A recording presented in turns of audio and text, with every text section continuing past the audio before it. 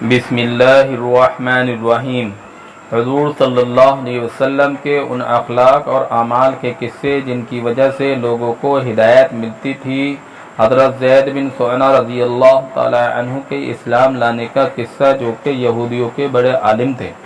حضرت عبداللہ بن سلام رضی اللہ تعالی عنہ فرماتے ہیں کہ جب اللہ عز و جل نے حضرت زید بن سعنہ رضی اللہ تعالی عنہ کو ہدایت سے نوازنے کا ارادہ فرمایا تو حضرت زید بن سعنہ رضی اللہ تعالی عنہ نے اپنے دل میں کہا کہ حضور صلی اللہ علیہ وسلم کے چہرے پر نگاہ پڑتے ہی میں نے نبوت کی تمام نشانیوں کو حضور صلی اللہ علیہ وسلم کے چہرے میں پا لیا تھا، لیکن دو نشانیاں ایسی ہیں جن کو میں نے آپ میں ابھی تک آزمایا نہیں ہے۔ ایک تو یہ کہ نبی کی بردباری اس کے جلد غصے میں آ جانے پر غالب ہوتی ہے، دوسری یہ کہ نبی کے ساتھ جتنا زیادہ نادانی کا معاملہ کیا جائے گا اس کی بردباری اتنی بڑھتی جائے گی۔ چنانچہ ایک دن آپ حجرے سے باہر تشریف لائے، آپ کے ساتھ حضرت علی بن ابی طالب رضی اللہ تعالی عنہ بھی تھے۔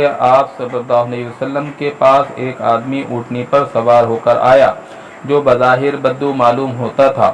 اس نے کہا، یا رسول اللہ، فلاں قبیلے کی بستی میں میرے چند ساتھی مسلمان ہو چکے ہیں۔ میں نے ان سے کہا تھا کہ اگر وہ اسلام قبول کر لیں گے تو ان پر رزق کی بڑی وسعت ہو جائے گی، لیکن اب وہاں قحط سالک آ گئی اور بارش بالکل نہیں ہو رہی ہے۔ یا رسول اللہ، مجھے اس بات کا خطرہ ہے کہ جیسے وہ لالچ میں آ کر اسلام میں داخل ہوئے، اسی طرح لالچ میں آ کر کہیں وہ اسلام سے نکل نہ جائیں۔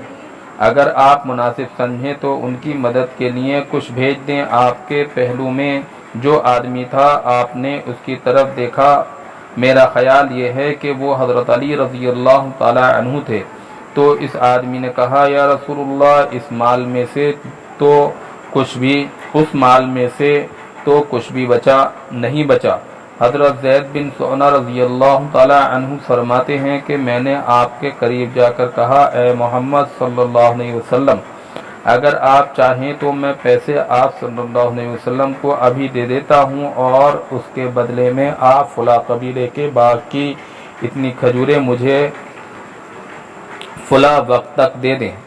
آپ نے فرمایا، ٹھیک ہے، لیکن کسی کے باغ کو معین مت کرو۔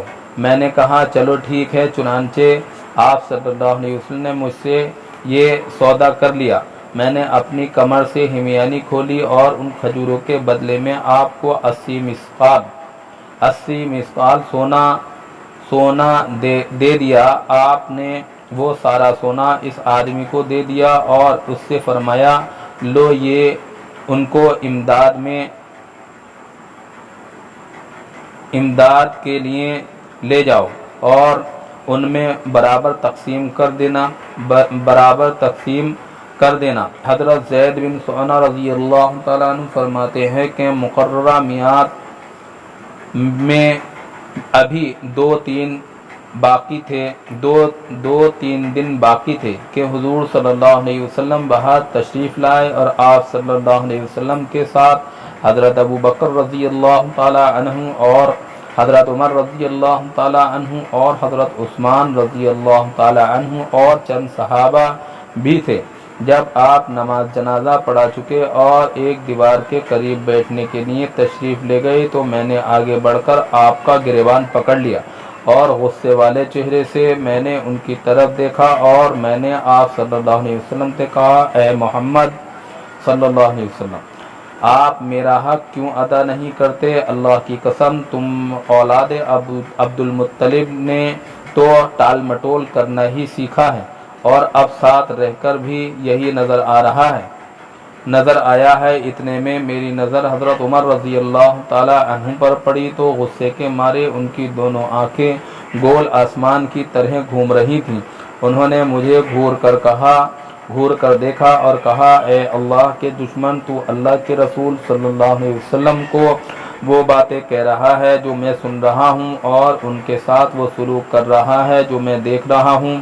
اگر آپ کی مجلس کے ادب کا لحاظ نہ ہوتا تو ابھی اپنی تلوار سے تیری گردن اڑا دیتا اور حضور صلی اللہ علیہ وسلم مجھے بڑے سکون اور اطمینان سے دیکھ رہے تھے۔ آپ نے فرمایا اے عمر مجھے اور اسے کسی اور چیز کی ضرورت تھی، مجھے تو تم اچھی طرح اور جلدی ادا کرنے کو کہتے اور اسے ذرا سلیقے سے مطالبہ کرنے کو کہتے۔ اے عمر انہیں لے جاؤ اور جتنا ان کا حق بنتا ہے وہ بھی ان کو دو، اور جو تم نے ان کو دھمکایا ہے اس کے بدلے میں ان کو 20 سا کھجور اور دو۔ حضرت زید بن سعنہ رضی اللہ تعالیٰ عنہ فرماتے ہیں کہ حضرت عمر رضی اللہ تعالیٰ عنہ مجھے لے گئے اور جتنی میری کھجوریں تھیں وہ بھی مجھے دے دیں اور 20 سا کھجوریں مزید بھی دی۔ میں نے کہا یہ زیادہ کھجوریں کیوں دے رہے ہو؟ حضرت عمر رضی اللہ تعالیٰ عنہ نے کہا کہ مجھے حضور صلی اللہ علیہ وسلم نے فرمایا تھا کہ میں نے جو تم کو دھمکایا ہے اس کے بدلے میں تم کو مزید کھجوریں بھی دوں۔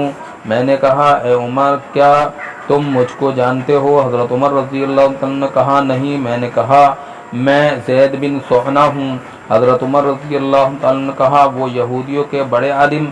میں نے کہا ہاں وہی تو۔ حضرت عمر رضی اللہ عنہ نے کہا اتنے بڑے عالم ہو کر تم نے اللہ کے رسول صلی اللہ علیہ وسلم کے ساتھ ایسا سلوک کیوں کیا اور ان کو ایسی باتیں کیوں کہیں؟ میں نے کہا اے عمر رضی اللہ تعالی عنہ حضور صلی اللہ علیہ وسلم کے چہرے پر نگاہ پڑتے ہی میں نے نبوت کی تمام نشانیوں کو حضور صلی اللہ علیہ وسلم کے چہرے میں پا لیا تھا، لیکن 2 نشانیاں ایسی تھیں جن کو میں نے آپ میں ابھی تک آزمایا نہیں تھا۔ ایک یہ کہ نبی کی بردباری اس کے جلد غصے میں آ جانے پر غالب ہوتی ہے، دوسری یہ کہ نبی کے ساتھ جتنا نادانی کا معاملہ کیا جائے گا اس کی بردباری اتنی بڑھتی جائے گی، اور اب میں نے ان دونوں باتوں کو بھی آزما لیا ہے۔ اے عمر میں تمہیں اس بات پر گواہ بناتا ہوں کہ میں اللہ کے رب ہونے پر اور اسلام کے دین ہونے پر اور محمد صلی اللہ علیہ وسلم کے نبی ہونے پر دل سے راضی ہوں،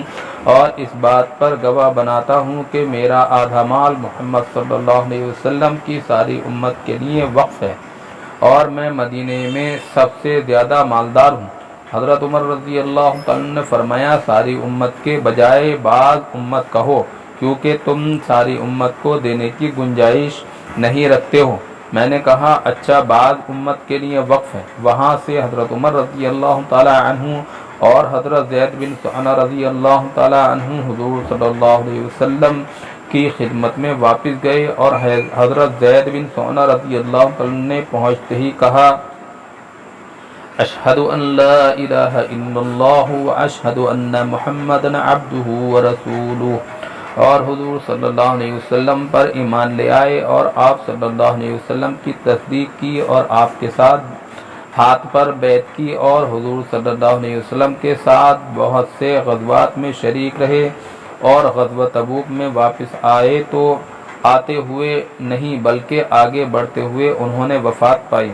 اللہ تعالی حضرت زید بن سعنہ رضی اللہ تعالیٰ عنہ پر اپنی رحمت نازل فرمائے۔ اللہم لک الحمد حیات الصحابہ جلد نمبر 1 صفحہ نمبر 189 90 91۔